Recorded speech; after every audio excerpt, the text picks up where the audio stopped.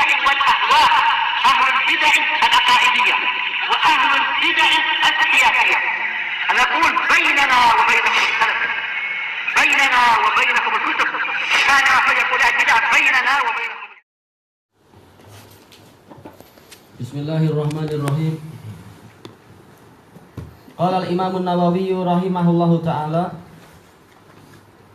Al-hadisul rabi' wa tis'un ba'da salasimi'ah. Hadis yang ke-394 untuk cetakan ini. Wa an Abi Sa'idin al-Khudri radhiyallahu anin Nabi sallallahu alaihi wasallam qala. Dari Abu Sa'id al-Khudri radhiyallahu anhu, dari Nabi sallallahu alaihi wasallam yang bersabda, la tusahib illa mu'mina. Jangan engkau bersahabat kecuali orang mukmin. Wala ya'kul ta'amaka illa taqi. Dan jangan memakan makananmu kecuali orang yang bertakwa. Rawahu Abu Dawud wa Tirmidzi bi isnadin la ba'sa bih. Diriwayatkan oleh Abu Dawud dan Tirmidzi dengan sanad yang tidak apa-apa, atau la ba'sa bih maksudnya adalah apa? Hasan. Disebutkan oleh Syekhuna Abu Amr Al-Hajuri, dia hasan li ghairi. Karena di dalam sanadnya ada Al-Walid bin Qais At-Tujibi. Dia kesimpulannya adalah apa? Majhul hal. Karena yang mensikohkan hanya apa? Al-Ijli, tidak cukup ini. Tapi apa? Dia mendapatkan penguat sebagaimana beliau sebutkan dengan beberapa jalurnya itu. Kesimpulannya adalah hasan. Dihasankan oleh Syekh Albani juga. Tayyib. Kita dapatkan di sini Rasulullah SAW bersabda, la tusahib illa mu'mina. Jangan engkau bersahabat kecuali mukmin. Yang dimaksud mukmin di sini adalah jinsi al-mu'min. Jadi bukan mukmin yang kamil. Kalau mukmin yang kamil, kita akan sulit untuk bersahabat dengan orang-orang. Bersahabat dengan selama dia masih mukmin, layak dia jadi sahabat kita, tidak apa-apa. Karena apa? Keimanannya itu akan membawakan keuntungan kepada kita, membawakan faidah dan sebagainya. Jadi mukmin di sini adalah jenis. Sebagaimana dijelaskan oleh siapa? Oleh Muhammad Abdurrahman Al-Mubarakfuri rahimahullah di dalam kitab beliau Tuhfatul Ahwazi. Jadi bukan yang sempurna. Ada sebagian ulama mengatakan yang cari mukmin yang sempurna, tapi jelas kita sendiri akan sulit, kita sendiri jauh dari sempurna. Nanti kita kejar dia sendiri memakai hadis ini. Oh, kamu sendiri nggak sempurna, kok. Nggak mau dia dengan kita. Tapi maksudnya adalah jenis mukmin. Kenapa? Karena mukmin ini memang sebagaimana dicontohkan oleh Rasulullah Shallallahu Alaihi Wasallam, dipermisalkan dia itu adalah bagaikan nakhlah, segalanya bermanfaat sejak dari akar sampai apa? Sampai ujung-ujung daunnya semuanya bermanfaat, selalu memberikan buah di setiap waktu dengan seizin Allah Ta'ala. Maka dia akan selalu mendatangkan kebaikan untuk kita, seperti taman duduk yang soleh yang disebutkan dalam hadis-hadis sebelumnya itu. Demikian pula dalam hadis yang hasan, Rasulullah SAW menyebutkan masalul mu'min kamasali nahl. Permisalan mukmin adalah seperti lebah, yaitu apa? Dia tidak hinggap kecuali di tempat-tempat yang bersih, dan dia tidak makan kecuali apa? Makanan-makanan yang bagus. Maka mukmin pun seperti itu, tidak sembarangan makanan, dan juga apa? Tidak pergi kecuali ke tempat-tempat yang baik. Tayyib. Dan dari hadis ini kita mendapatkan faedah, yaitu apa? Berarti adanya larangan untuk kita duduk-duduk, adanya larangan untuk bersahabat dengan orang kafir dan munafikin. Karena duduk-duduk dan bersahabat dengan kafir dan munafikin ini membahayakan. Bahkan Allah Ta'ala berfirman, humul aduwu fahdharhum. Orang munafikun adalah musuh yang sebenarnya, maka hindari mereka itu. Bukan hum adu, tapi humul adu. Dijelaskan oleh Imam Asy-Syanqiti dalam tafsir beliau, bahwasanya munafikun itu adalah musuh yang sebenarnya. Kalau orang kafir saja kita menjauh karena kekafiran dia dan kejahatan dia. Dia juga enggak pandai toharoh, gimana kita dekat-dekat dengan dia. Dia juga sering apa? Menyebut-nyebut nama selain Allah. Harusnya kita sebagai mukmin kita cemburu itu. Bagaimana dengan munafikun? Maka dia adalah musuh. Kita diperintahkan oleh Allah Ta'ala untuk memerangi mereka. Jahidul kuffar wal munafiqin. Jahidul kuffar wal munafiqin waghlud alaihim. Perangilah orang kafir dan munafikin dan keraslah kepada mereka. Maka apa berarti? Jangan kita bersahabat dengan orang-orang tadi. Bersahabatnya adalah dengan orang mukmin. Tayyib. Ini menunjukkan bahwasanya dari hadis ini kita juga mendapatkan faedah bahwasanya tidak semua orang itu layak untuk menjadi sahabat. Dalam hadis Abi Hurairah radhiyallahu anhu muttafaqun alaih, Rasulullah SAW bersabda, "An-nasu kal ibil mi'ah la takat tajid minha rahilah." Manusia itu seperti 100 ekor onta, hampir-hampir engkau tidak mendapatkan ada yang layak untuk jadi tunggangan. Tidak semua onta boleh ditunggangi, kita boleh ditendang itu. Ataupun kalau kita naiki dia nggak mau jalan, nggak ada faedahnya. Atau kita naiki, begitu kita di atas dia turun lagi, dia nggak mau jalan juga. Maka apa? Sedikit sekali onta yang layak untuk jadi tunggangan. Sebagaimana di dunia ini kalau kita hitung yang mukmin berapa, yang kafir berapa, yang kafir berlipat-lipat dibandingkan dengan jumlah mukmin. Di kalangan mukmin sendiri ada yang cuma mukmin IC saja, mukmin KTP. Ternyata apa, praktek kehidupan sehari-hari kita bingung. Kenapa kamu nggak bisa dengan orang-orang yang non Islam itu dan seterusnya. Tapi yang diinginkan ini adalah betul-betul orang yang memiliki sifat mukmin walaupun tidak harus sempurna. Kemudian beliau mengatakan, Rasulullah SAW bersabda, wala yakul ta'amaka illa taqi. Jangan memakan makananmu kecuali orang yang bertakwa. Maksudnya adalah sebagaimana dijelaskan oleh Syamsul Haq Azim Abadi di dalam syarah beliau terhadap Sunan Abu Dawud, yaitu Aunul Ma'bud. Maksudnya adalah jangan engkau beri makan kecuali orang yang bertakwa. Walaupun lafadznya jangan sampai orang selain orang bertakwa itu makananmu, tapi maksudnya engkau sendiri jangan beri makan kecuali kepada orang yang bertakwa. Kenapa? Dia nanti akan tahu bersyukur dan dia nanti akan menggunakan kenikmatan tadi untuk apa? Ibadah. Sebagaimana disebutkan oleh beliau.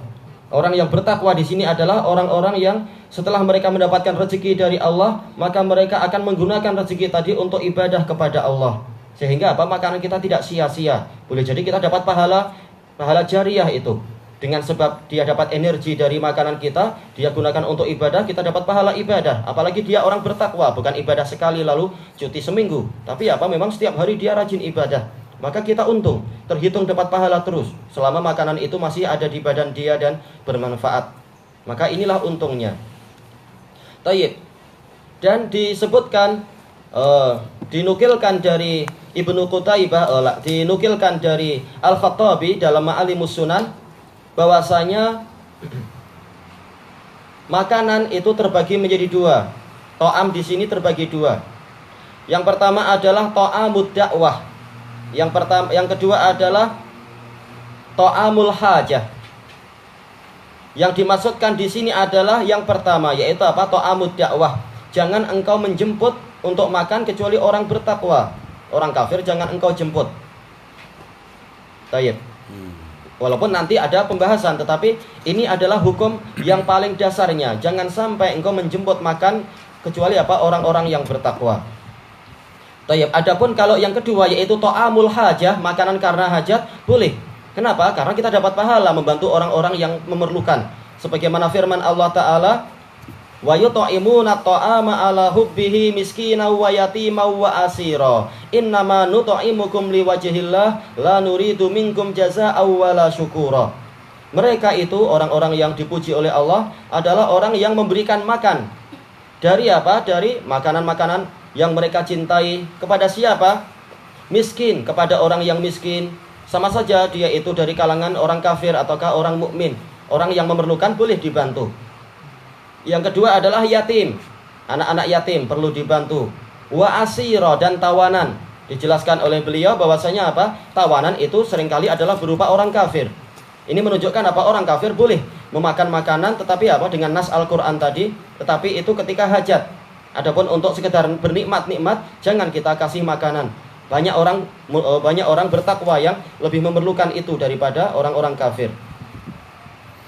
Hanya saja kalau itu adalah dalam rangka untuk takliful qulub, ini boleh sebagaimana zakat. Walaupun hukum asalnya zakat ini adalah untuk mukminin, untuk menguatkan apa? Ekonomi mukminin, untuk menolong keluarga mereka. Tapi kenapa Allah meletakkan satu bagian untuk orang-orang kafir, yaitu apa? Dalam rangka takliful qulub, untuk melunakkan hati mereka. Jadi bukan semua orang kafir kita kasih, tapi yang kita lihat mudah-mudahan ini ada faedahnya nanti. Kalau kita kasih dia makanan, kita kasih kebaikan agar dia nanti lama-lama hatinya luluh. Oh, ternyata mukmin itu orangnya baik, tidak jahat, tidak kejam dan seterusnya. Tahu saya sendiri lapar dan seterusnya. Tahu bahwasanya enggak semua orang Cina itu kaya-kaya. Oh, dia tahu ternyata. Misalkan lama-lama dia hatinya akan luluh itu. Kalau ada kebaikan. Baik. Dan juga dari hadis ini kita mendapatkan faedah, yaitu apa? Bersungguh-sungguh untuk mencari faedah untuk mencari manfaat yang paling sempurna. Kita memberi makan pada siapapun secara umum kita akan dapat pahala. Tetapi manfaat yang paling sempurna adalah jika makanan kita itu kita berikan kepada orang yang bertakwa. Jadi di antara faedah hadis ini adalah digalakkan, didorong untuk kita mencari manfaat yang paling sempurna. Dan juga faedah dari hadis ini sebagaimana disebutkan oleh Ali Al-Qari rahimahullahu ta'ala, dinukilkan dari Ali Al-Qari, yaitu apa? Larangan untuk makan-makan dengan orang kafir. Kenapa? Karena al-mu'akalah tajlibul mu'anasah. Karena makan bersama itu akan mendatangkan keakraban. Sementara apa? Keakraban dengan orang kafir ini akan membahayakan agama kita. Kembali kepada apa? Kepada lafaz yang pertama, jangan bersahabat kecuali dengan orang mukmin. Kita bersahabat dengan sesama muslim aja, kalau dia awam, kadang hati kita jadi kering. Dia bicara masalah gedung-gedung yang tinggi, bicara masalah kereta yang paling mewah, masalah gini, masalah masa depan anak. Oh, hati-hati, jangan kamu lupa bahwasanya nanti pemerintah akan mewajibkan begini-begini. Nanti kalau anakmu nggak sekolah, kamu akan terkena saman 5.000. Hati kita jadi kering. Bukan menjadi semakin semangat bertakwa, tapi justru dilemahkan. Itu baru apa? Masih mukmin. Gimana mukmin yang awam? Gimana kalau duduk-duduk dengan orang kafir? Akan lebih sedih lagi kita nanti. Baik. Ini adalah diantara faedah-faedah yang didapatkan. Dan inti yang diinginkan di sini adalah meletakkan segalanya tepat pada tempatnya.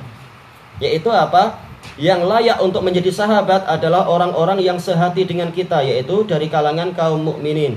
Yang layak memakan dari makanan kita adalah orang-orang yang seakidah dengan kita, yaitu orang-orang yang bertakwa. Karena orang kafir kalau diberi makanan boleh jadi tenaganya akan dipakai untuk maksiat, maka tidak layak kita menolong mereka. Sementara Allah Ta'ala berfirman, wa ta'awanu 'alal birri wat taqwa wa la ta'awanu 'alal ismi wal udwan. Hendaknya kalian saling menolong dalam kebajikan dan takwa, dan jangan kalian saling menolong di dalam dosa dan permusuhan. Sementara kita tahu kalau orang mukmin kita bantu, insya Allah dia bersyukur, dia akan mendoakan, dan juga apa? Dia setelah itu dia rajin ibadah.